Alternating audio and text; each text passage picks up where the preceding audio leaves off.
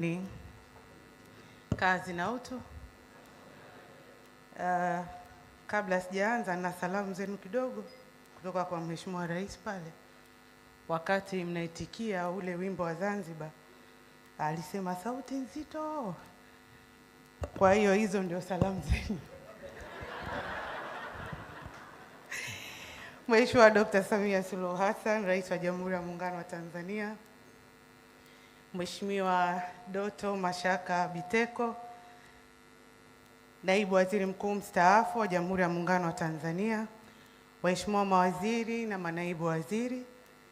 Mheshimiwa Mkuu wa Mkoa wa Kusini Unguja, Waheshimiwa wakuu wa wilaya mliopo, Waheshimiwa wabunge na wawakilishi, viongozi wa chama na serikali, wadau wa sekta binafsi, taasisi za fedha, waandishi wa habari, mabibi na mabwana, Jamhuri ya Muungano wa Tanzania. Awali ya yote, napenda kumshukuru Mwenyezi Mungu mwingi wa rehema kwa kutujalia uhai, afya njema na kutuwezesha kukutana pamoja katika hafla hii ya kipekee. Kwa namna ya pekee, napenda kutoa shukrani zangu za dhati kwako Mheshimiwa Rais kwa kutenga muda wako na kujumuika nasi katika tukio hili muhimu. Uwepo wako ni heshima kubwa kwetu na ni ishara ya kutambua na kuunga mkono juhudi zinazolenga kuunganisha vipaji, ubunifu wa vijana, uhifadhi wa mazingira na maendeleo endelevu ya jamii zetu. Mheshimiwa Rais, kwa niaba ya Mwanamke Initiative Foundation MIF, kwa kushirikiana We Are Better Africans WABA, tunakukaribisha kwa moyo wa dhati katika tukio hili la kipekee la mnada wa picha zinazoadhimisha uzuri, utamaduni na mazingira ya Kizimkazi. Usiku wa leo sio usiku wa picha tu, bali ni usiku unaohusu pia simulizi, vipaji na ubunifu wa vijana, urithi wetu wa asili na utamaduni, pamoja na hatua tunazoweza kuchukua leo ili kuhakikisha vizuri tulivyo navyo tunavithamini na vinaendelea kuwepo kwa ajili ya vizazi vya sasa na vijavyo. Mheshimiwa Rais, kwa upande wetu MIF na WABA tunaamini vijana si watazamaji wa maendeleo, bali ni washiriki na wabunifu wa maendeleo hayo.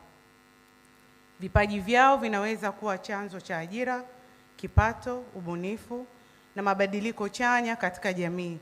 Hivyo, tukio hili linaonyesha wazi kwamba sanaa na mazingira vinaweza kwenda pamoja na kwamba uhifadhi wa mazingira unaweza pia kuwa fursa ya kiuchumi kwa vijana.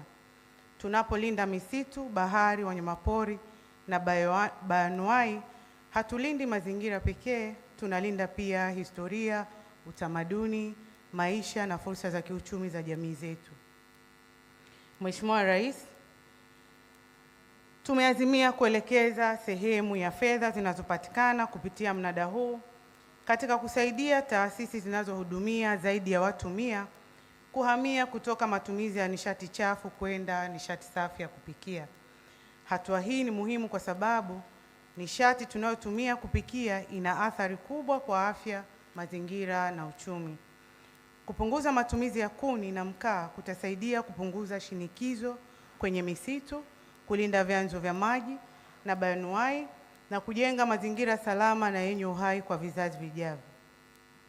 Kwa msingi huo, nishati safi ya kupikia si suala la jikoni pekee, ni sehemu ya ajenda pana ya kulinda afya za wananchi, kuhifadhi mazingira, kuwawezesha wanawake na vijana, kupunguza gharama za maisha na kuchochea maendeleo ya kiuchumi na kijamii. Mheshimiwa Rais, kwa kuwa kakaangu Shaban Kiswa hapa amesema kwamba siku ya leo sio siku ya kuzungumza sana, lakini ni siku ya kukusanya hela. Kwa hiyo naomba na mimi nifupishe hotuba yangu na niwaombe wadau wote waliopo hapa kuungana nasi katika safari hii.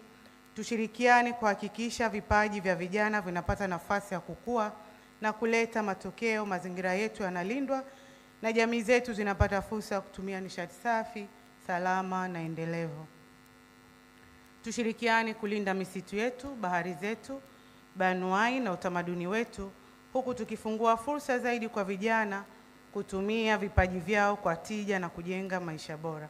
Kwa mara nyingine, Napenda kukushukuru sana Mheshimiwa Rais pamoja na wageni wote waalikwa, wadau na washiriki kwa kuwa nasi usiku huu, kwa kuthamini sanaa, kuunga mkono vipaji vya vijana na kuwa sehemu ya juhudi za kujenga jamii inayothamini mazingira, afya na matumizi ya nishati safi na salama. Karibuni kwenye mnada, karibuni kuthamini sanaa, karibuni kuunga mkono vipaji na ubunifu wa vijana.